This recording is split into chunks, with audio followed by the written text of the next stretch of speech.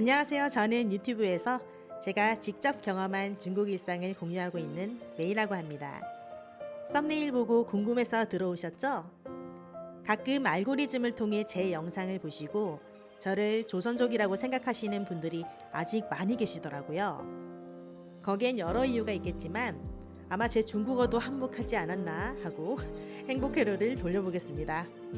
아무튼 진실을 확인하기 위해 오신 분, 중국어 공부법을 참고하기 위해 오신 분, 그냥 저를 믿고 보러 오신 우리 구독자님들까지 영상을 보러 오신 분들의 귀한 시간이 아깝지 않도록 마음을 담아 저와 중국어 이야기를 해드릴 테니 영상에서 너무 빨리 나가지 마시고 조금만 더 시청해 주시면 감사하겠습니다.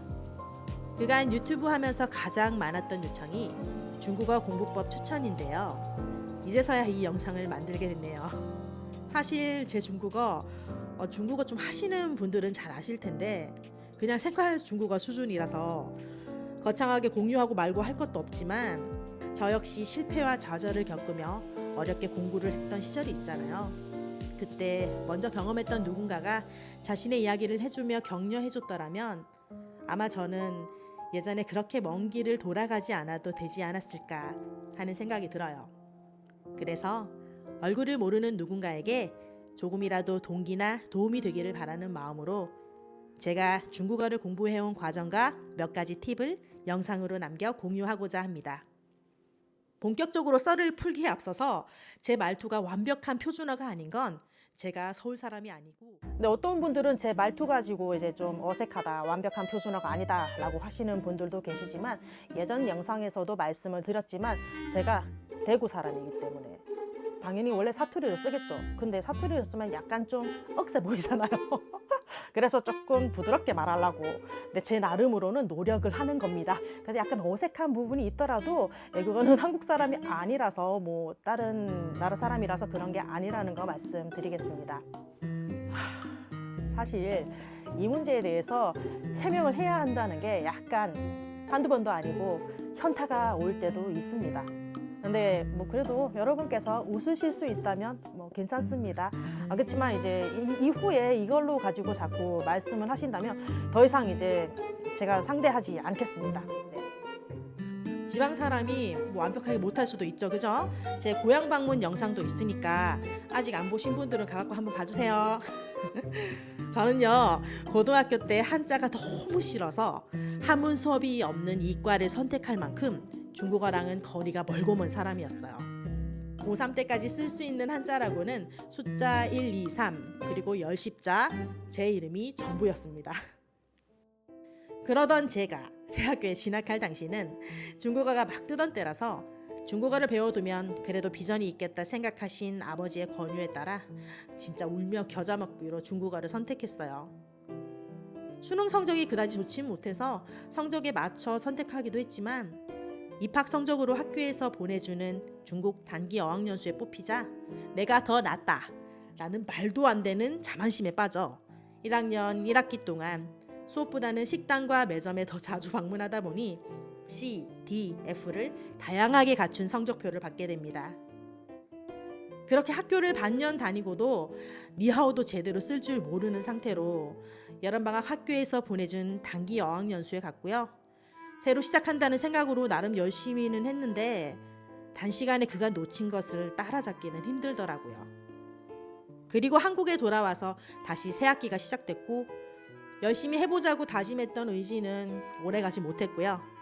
대학 축제가 끝나면 다음날 아침 잔디밭에서 발견되는 학교 생활을 하다가 저의 1학년은 끝나버렸습니다.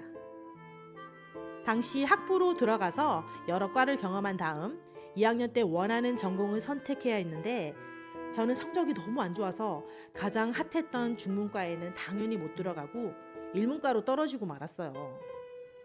당연한 결과였지만 정말 충격이었습니다. 자만했던 저는 중문과 꼴찌보다 못했던 거죠. 제가 들어간 학교는 3, 4학년은 중국에서 공부하며 학위도 받을 수 있는 2+2 복수학위라는 제도가 있었는데요. 거기 도전하려고 선택했던 학교인데 복수하기는커녕 중문과조차 떨어진 저에게 너무 실망하신 아버지는 넌 공부할 자격이 없다며 그만 학교를 자퇴하고 일하라고 하셨어요. 그건 아니다 싶어서 아버지를 겨우 설득했고 다시 1년의 유예 기간을 얻었습니다. 아직 20대 초 새내기였던 저는 인생은 실전이다라는 걸 뼈저리게 깨닫고 그때부터 정신이 번쩍 들더라고요. 저의 1차 목표는 다시 중문과로 전과하기였어요. 2학년 때 1문과 전공 수업을 들으며 중문과 수업을 교양 수업으로 듣던 저는 중문과 교수님들과 친구들에게 특이한 학생이 되었죠. 일본 락밴드를 좋아해서 일본어도 관심은 있었지만 원치 않았던 일문과가 돼서 일본어를 배우며 중국어까지 따로 공부하는 건 한자를 극혐하는 저에게는 2배로 고통스러운 일이었어요. 근데 만약 3학년이 되기 전 중문과로 전과 못하면 정말 자퇴와 공장행이 예정되어 있었기 때문에 그때부터 처음으로 열심히 했던 기억이 납니다. 그렇게 1년이 지나고 저는 전과 시험과 면접에 모두 통과했고요. 남들보다 1년이라는 시간을 더 돌아서 그제야 중문과가 될 수 있었습니다. 그렇게 일단 자퇴는 면했지만 원래 목표였던 복수학위 신청을 하려면 보통은 2학년 때까지 구 HSK 성적이 최소 4급은 있어야 도전해 볼 수 있었는데요. 이제 겨우 중문과가 된 저는 HSK 그림자도 밟아보지 못했었고 이대로 3학년에 올라가면 다 끝이었습니다. 학원이라도 다니고 싶었지만 저에게 이미 크게 실망하신 아버지로부터 신뢰를 다시 회복하기는 어려웠어요.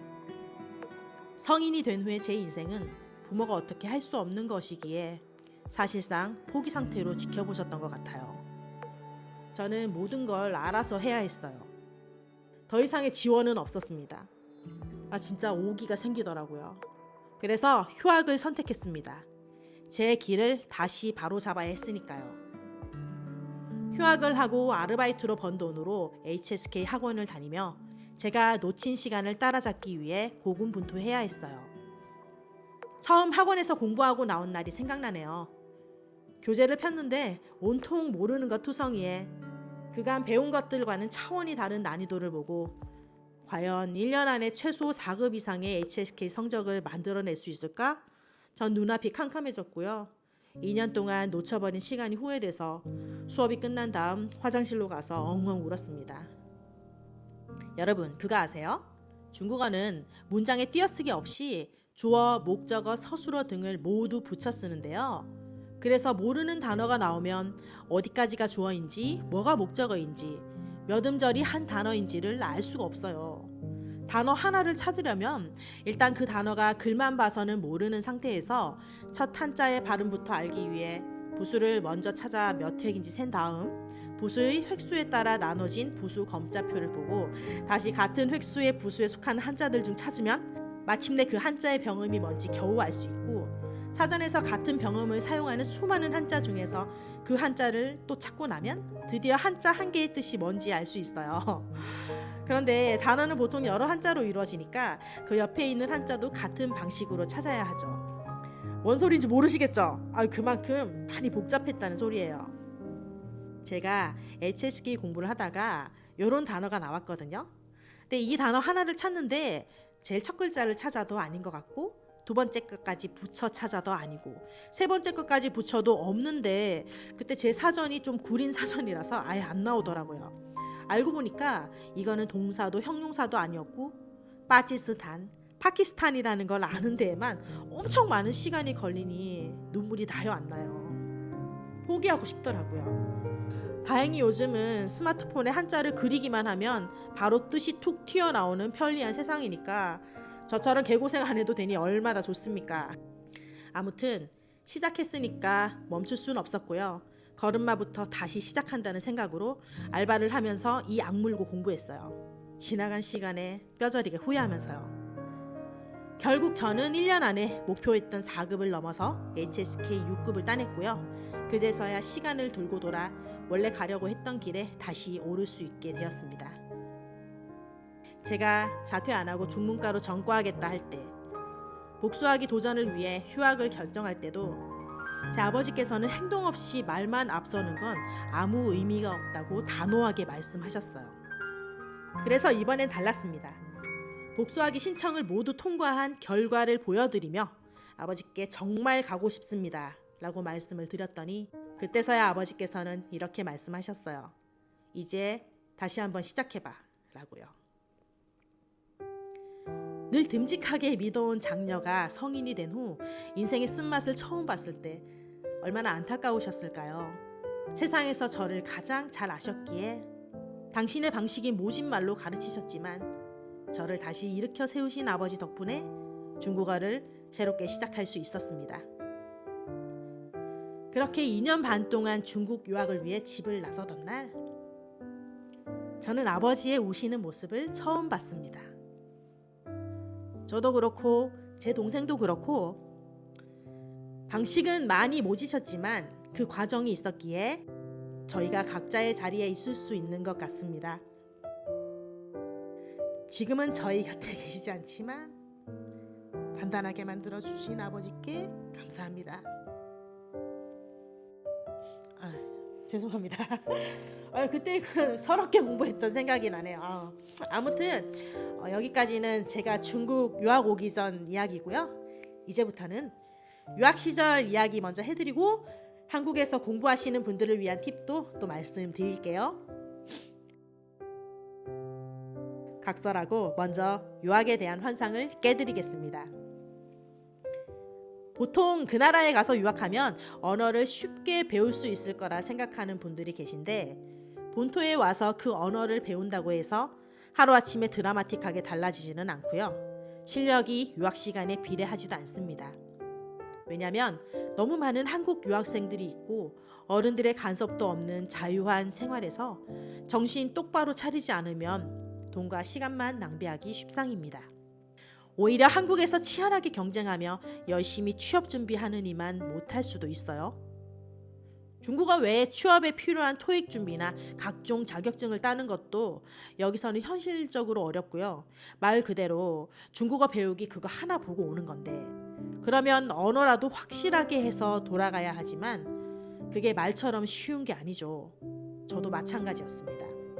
막상 중국에 와보니 기대했던 것과는 달리 중국어도 생각만큼 잘 늘지 않고 생활도 불편하고 음식도 질리고 마음처럼 되지 않는 인간관계로 너무 힘들었어요. 2월에 처음 중국에 왔는데 5월쯤 되니까 한국으로 다시 돌아가고 싶은 마음이 굴뚝 같았습니다. 근데 정말 어렵게 여기까지 온 저였기에 다른 길은 생각할 수 없었어요. 기본적으로 학교 수업은 열심히 들었지만 이건 한국에서도 받을 수 있는 교육의 질 정도였고요. 문제는 방과 후 넘쳐나는 자유시간이었습니다. 이 시간을 어떻게 보내느냐에 따라 유학에 꽂힌 회화 실력 늘리기의 성공 여부가 결정됩니다. 단어 외우기는 어차피 개인 싸움이고 문법은 한국의 학원에서 훨씬 더 잘 가르칩니다. 라떼는 스마트폰은커녕 개인 컴퓨터도 없어서 담배 냄새 가득하고 느려 터진 중국 PC방에나 가야 싸이월드라도 잠시 보고 오던 시절이라 수업이 끝나면 집에 가는 거 말고는 정해진 일이 없는 따분한 일상의 연속이었어요. 집에 가서 TV를 틀면 노잼 중국 방송만 계속 나왔어요. 그래도 그걸 꾸역꾸역 봤습니다. 그거라도 안 보면 진짜 너무 심심했거든요. 지금 생각해보면 그때 이런 환경이라서 노잼 드라마와 이상한 경연 프렘을 매일 꾸준히 봤던 게 귀를 열어주었던 것 같아요. 그리고 중국 노래를 계속 끼고 살았어요. 그게 유일한 낙이었어요. 요즘은 재미있는 드라마나 예능, 좋은 노래도 많으니 찾아보시면 듣기에 많은 도움이 되실 겁니다. 유학 초기 저의 회화 수준은 처참했습니다. 그래서 배운 회화 연습과 저의 구린 발음을 고치고 싶어서 중국인 친구를 만들려고 발로 뛰며 노력했어요. 중국인과 한마디라도 나눠보려고 지도 한 장 들고 잔디밭이나 벤치에 앉아있는 중국인에게 다가가 길을 물어보며 말을 거는 꼼수도 썼어요. 한국에서 왔다고 하면 친절하게 알려주며 그들과 몇 마디를 나눌 수 있었거든요. 가끔은 감사하다고 차라도 대접하고 싶다며 좀 더 대화를 이어나갈 기회를 만들기도 했죠. 그렇게 알게 된 친구들을 통해 또 친구를 소개받기도 하고 그들의 집이나 모임을 따라 놀러도 가고요.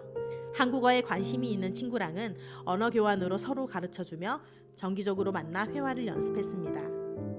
또 자취방구 할 때 알게 된 부동산 아줌마를 찾아가 같이 대화를 나누기도 하고 집 앞에 시장도 식당 종업원도 저에게는 모두 선생님이 되었답니다.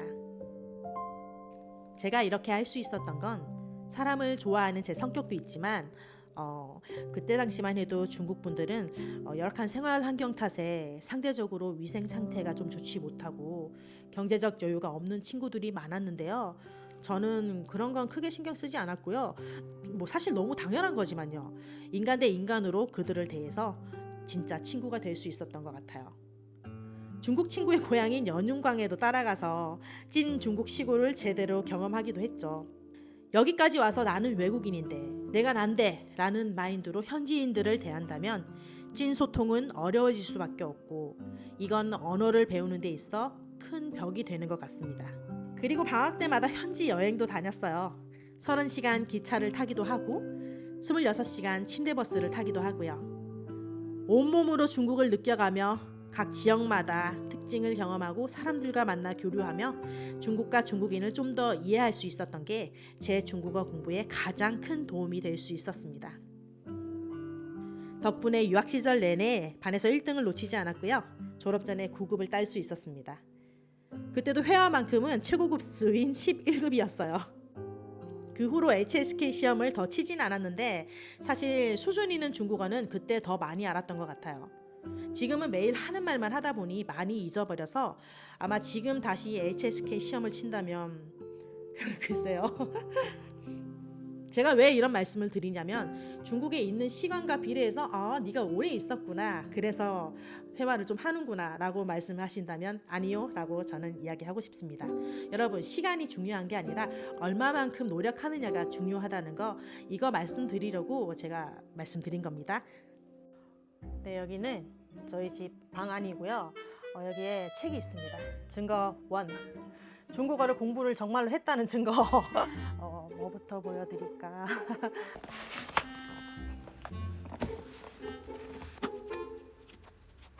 여기 책 사이사이에 재밌는 게 좀 많아요. 그때 잘했다 그랬는데 진짜 중간중간 시험은 많이 틀렸네. 그래도 기말고사 중간고사는 1등이었습니다. 그리고 이거 너무 웃기요 여러분. 그때 당시에 대한민국 그 월드컵에 나갔었잖아요. 유학생들은 볼 수가 없어서 같이 모여서 응원했었거든요. 그때 입장표도 있네요. 추억 돋습니다. 그리고 요거는 당시에 해외교육원의 시간표도 있네요. 정말 중국어를 조선족이라서 잘한다는 말은 좀 오해신 것 같습니다. 열심히 했습니다. 이제 좀 더 구체적인 공부법을 추천드릴게요. 먼저 단어부터 어떻게 외웠는지 보면 위에도 잠깐 언급드렸다시피 라떼는 일일이 사전을 찾아야 하던 때라 찾는 과정에서 한자를 머릿속에 기억하는 게 도움이 되었던 것 같습니다. 지금 이 좋은 세상에 여러분께서 굳이 이렇게까지 하며 시간 낭비하실 필요는 없지만 그래도 저처럼 종이 사전은 아니더라도 모르는 단어가 나오면 최소한 직접 사전으로 뜻을 찾아보길 추천드립니다. 단어 뜻이 옆에 바로 나와 있는 교재도 많고 단어와 뜻만 따로 잘 정리한 책도 있지만 남이 찾아놓은 뜻을 눈으로 스치듯 보는 거 말고요. 내가 그 한자를 찾기 위해 한자의 모양이든 병음이든 잠시라도 기억해두는 과정을 거쳐서 직접 뜻을 찾으면 그 단어를 외우는 데 도움이 됩니다. 그리고 이왕 시간을 들여서 단어를 찾으셨으면 바로 옆에 있는 한 가지 뜻만 보고 넘어가지 마시고 그 단어의 두 번째 뜻, 세 번째 뜻도 보시고 마지막으로 아래의 예문도 꼭 한번 읽어보시면 좋습니다. 그리고 이렇게 찾은 단어를 눈으로만 스치지 마시고 직접 노트에 딱 한 번만 적어보세요. 다음에 공부할 때 같은 단어를 또 만났을 때 1초 안에 그 단어의 뜻이 바로 생각 안 나고 이거 전에 봤는데 뭐더라 하다가 잠시 뒤에 생각난다면 그 단어는 아직 내 것이 아닌 거예요. 그러면 귀찮더라도 위에 사전 찾았던 과정을 한 번 더 반복해 보세요. 그리고 또 한 번 직접 적으세요. 언제까지? 단어 뜻이 3초도 아니고 2초도 아니고 1초 안에 생각날 때까지요. 보통 그렇게 한두 번만 하면 내 것이 됩니다. 팔 아프게 여러 번 반복해서 쓰는 것보단 낫습니다. 이 방법은 제가 HSK 공부로 많은 단어를 외울 때 도움이 됐던 방법인데요. 처음엔 힘들지만 시간이 지날수록 아는 단어가 늘어나면 사전 찾는 시간이 줄고 공부에도 속도가 붙을 거예요. 이거는 진짜 추억 돋네요. 이게 제가 HSK 8급을 딸 때까지 사용했던 사전입니다. 좀 많이 꼬질꼬질하죠. 이거 손 안 씻고 봐서 이런 거 아니야? 정말 이 사전으로 정말 열심히 보고 공부했었죠. 예. 왜냐하면 제가 고대 중한 사전이라고 엄청 두꺼운 사전이 있었어요. 근데 그 사전을 갖고 오자마자 얼마 안 돼서 전동차 싣고 다니다가 그 사전을 잃어버린 거예요. 그럼 어떡해요? 당장 살 수가 없잖아요. 현지에서는. 또 우편으로 받으면 돈도 너무 비싸고 아까우니까. 그래서 저는 한 1년 반 동안 1년 반 동안은 이 사전으로 공부를 했었습니다. 그렇게 해서 HSK 8급을 땄었죠. 정말 추억이 돋습니다, 여러분. 아유, 참. 그 다음은 문법 공부. 초급 단계에서는 본문에 나온 내용을 분석한 문법을 적용해서 예문을 만드는 연습을 통해서 제 것으로 만들었고요. HSK를 준비할 때는 문법만 전문적으로 정리한 책 2권을 보며 같은 말이지만 다른 설명을 비교하며 공부해서 그 문법을 이해하려고 노력했어요. 그리고 따라 나오는 연습 문제들도 넘기지 않고 다 풀어본 게 도움이 됐어요. 요즘은 어떤 교재를 많이 보시는지는 제가 잘 모르겠지만 책을 낼 만큼의 실력자 분들이 만든 교재라면 그게 뭐든 꾸준히 끝까지 보면 좋은 결과가 있을 것 같습니다. 그리고 마지막으로 회화 부분은 만약 이제 중국어 공부를 시작하는 분이라면 발음할 때 부끄러워하지 마시고 배운 그대로 하되 입모양이나 크기를 좀 과장해서 말해보세요.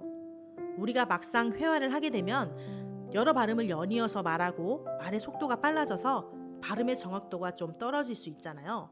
근데 위의 방법이 습관화가 되면 나중에 회화하실 때 발음의 정확도를 잃어버리지 않습니다.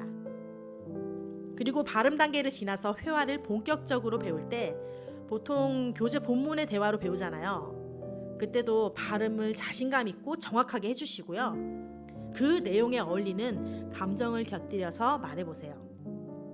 이 문장이 그냥 책에 나온 대화 읽기가 아니라 내가 하는 말이라고 생각하며 연극하듯이요. 제가 고등학교 때 영어 연극반이었거든요. 물론 뭐 지금은 영어를 워낙 오래 손 놓고 중국어에 가려져서 다 잊어버렸지만 고등학교 때 영어만큼은 1등이었어요. 근데 뭐 제가 다 늙어서 고딩 때 자랑하려는 게 아니고요. 이건 21년 동안 이어온 영어 연극반을 통해서 외국어 공부에 도움이 된다고 증명된 방법이니 흘려듣지 마시고 회화 공부 때 꼭 적용해 보시기 바랍니다. 그리고 어느 정도 중국어 실력이 쌓여서 약간의 프리토킹이 가능한 수준이 되시면 유학을 가는 게 베스트라는 건 부정할 수 없어요. 생존하기 위해서는 입을 열어야 하니까요. 근데 모두에게 그런 시간과 여건이 주어지진 않잖아요. 한국에서 공부하시는 분들이 더 많으실 텐데 사실 요즘은 공부할 수 있는 방식이 다양하고 하다못해 챗 GPT하고도 회화 연습이 가능하고 많지 않은 금액으로도 공부할 수 있는 다양한 어플들이 있잖아요. 유튜브를 비롯 훌륭한 선생님들께서 무료로 영상을 만들어 공유하는 강의도 많으니까 본인이 이용하기 편한 방식을 최대한 활용하시고요. 한국에 중국 유학생들이 많은데 좀 적극적으로 친구를 만드는 것도 서로에게 윈윈이 될 수 있는 것 같습니다. 회화는 노력하는 만큼 는답니다. 그리고 말이 되면 듣기는 자동으로 따라오는 것 같아요. 근데 여러분, 우리는 대부분 어릴 때부터 영어와 제2 외국어를 공부해 왔잖아요. 우리가 공부하는 방법을 몰라서 그 외국어를 못하는 게 아니잖아요. 그죠? 저도 영어를 싹 다 잊어버려서 버킷리스트에 영어 공부가 늘 담겨 있는데 중국어 공부에 나름 성공적이었던 방법을 영어에도 그대로 적용하면 되는 거 알거든요. 근데 그걸 제가 몰라서 영어 실력이 안 느는 게 아니거든요. 문제는 방법은 알아도 실천은 안 한다는 거예요. 지금 저는 영어 공부가 간절하지는 않거든요. 물론 취미로 외국어 공부를 하는 분들이 간절함까지 갖출 필요는 없지만 적어도 목표 정도는 확실하게 잡아두고 꾸준히 실천해야 그 목표에 좀 더 다가갈 수 있다고 생각합니다. 근데 이 말하면서 저도 좀 뜨끔하네요. 그리고 한 가지 더 말씀드리고 싶은 건 단어 공부도 좋고 회화 연습도 좋지만 적어도 다른 공부가 아닌 외국어를 공부한다면 그 나라 사람들과 그들의 문화에 대해 마음을 열고 이해하며 접근하는 것도 좋은 방법인 것 같습니다. 언어에는 그들이 지나온 세월과 그들의 일상생활, 생각의 방식과 문화 등이 묻어있기 때문에 이걸 이해하고 함께 배워갈 때 그 나라 언어를 좀 더 자연스럽게 구사할 수 있게 되는 것 같아요.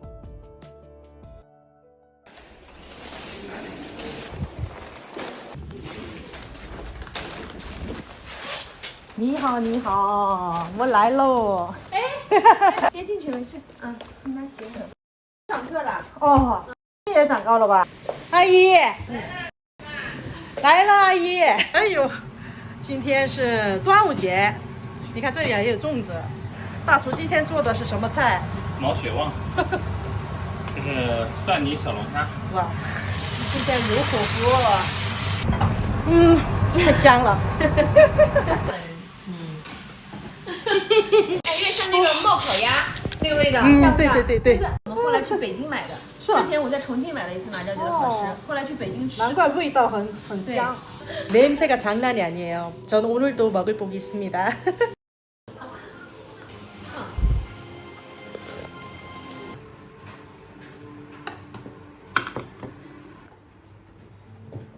今天过节你不喝点？当然嘞，黄血旺没有样呢。还可以。干啥红酒啊？啊，哎呦来，端午节快乐！端午节快乐节日快乐！ 저희 가족이랑 친하게 지내는 가정에서 즐겁게 단오절을 잘 보냈습니다. 집에 갈 때는 이 쫑주도 많이 싸주셨어요. 너무 감사했어요. 조심스럽게 말씀드리면 요즘은 중국이라고 하면 안 좋은 것부터 먼저 떠올리시는 분들이 많은데요. 뭐 이건 여러 이유로 시간이 지나면서 서서히 만들어져 온 이미지이기 때문에 충분히 그럴 수도 있다 생각하고 앞으로 양국이 풀어야 할 숙제가 아닌가 싶습니다. 하지만 많은 분들이 중국에 대해 가지는 생각은 각자의 직접적인 경험보다는 남을 통해 간접적으로 아는 내용들이 더 많을 수밖에 없는데요. 자신의 어떤 이익을 위해서 과장하고 부풀리며 자극만 전하는 사람들을 통해서만 중국과 중국인을 보지 않으셨으면 좋겠습니다. 물론 저를 비롯해서 반대의 모습을 보여주는 분들도 중국 전체를 다 보여드리거나 대표할 수는 없어요. 하지만 이것 또한 중국과 중국인의 모습이니 마음문을 조금만 더 열어주시고 두루두루 봐주시면 좋겠습니다. 중국어를 공부하는 우리가 양국이 서로 좀 더 알고 이해할 수 있는 교량 역할을 할 수 있다면 참 의미가 있지 않을까요? 중국어 공부해도 딱히 밝은 미래가 보이지 않아 막막하신 분들도 계실 거라고 생각합니다. 근데 멀티가 되어야 하는 요즘 세상에 그게 뭔들 하나만 해서 경쟁해서 살아남겠어요. 중국어도 마찬가지입니다. 중국 현지에 20년 넘게 살고 있는 제가 중국의 과거와 현재를 직접 경험하며 느끼는 건 이 나라는 ING로 발전하고 있다는 거고요. 그 안에서 우리가 중국어까지 하면 선택할 수 있는 기회의 폭이 그래도 넓어진다는 장점이 있다고 생각해요. 중국어 공부 힘들고 어려우시죠? 그래도 어제보다는 오늘이, 오늘보다는 내일이 좀 더 쉬울 겁니다. 목표를 잡고 꾸준히 달리시면 좋은 결과는 반드시 따릅니다. 모두 힘내시고 목표를 꼭 이루실 수 있기를 저도 함께 응원하겠습니다. 加油！